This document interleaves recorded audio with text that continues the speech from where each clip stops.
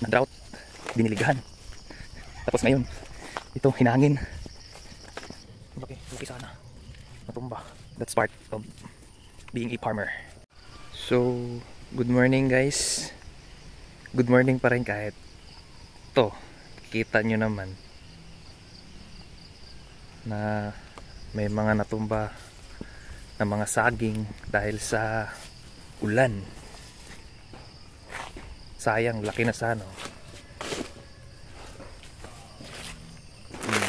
May mga puso na yan guys. Yung iba may bunga na.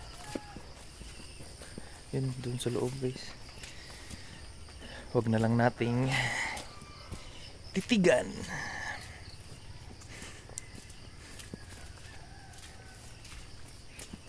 Pero meron pa rin namang natira. That's part of being a farmer.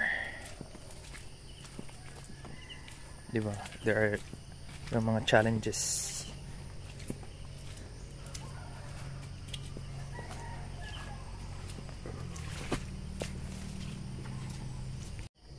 So, laki sana. Natumba. Pero meron pa mang natira.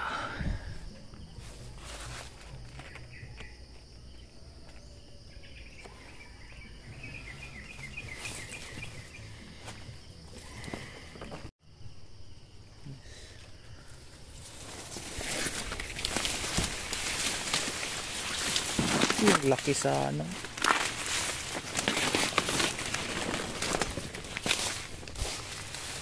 Laki sana, sayang.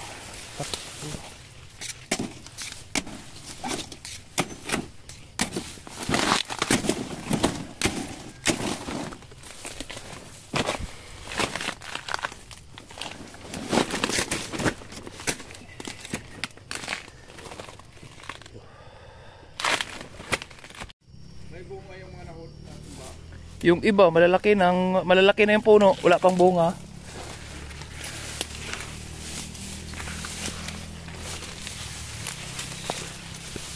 Sayang.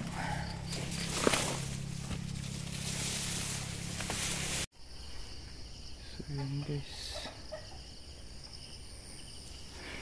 natumba ng hangin.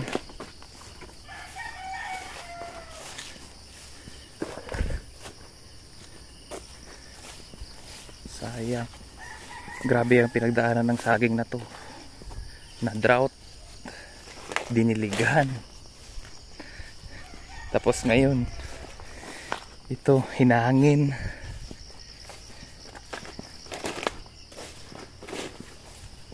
Maglalaki pa naman sana ng buong puso.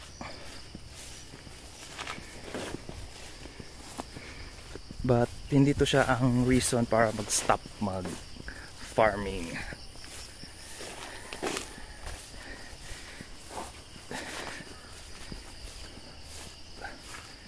Kaya sa lahat-lahat, farmers talaga yung nalulugi pagdating sa ganito.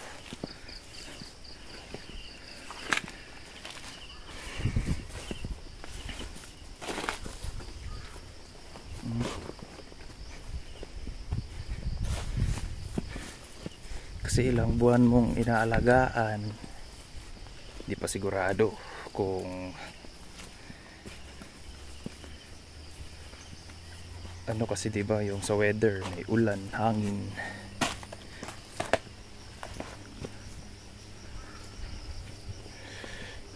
So ay lang guys, update sa saging na hinangin.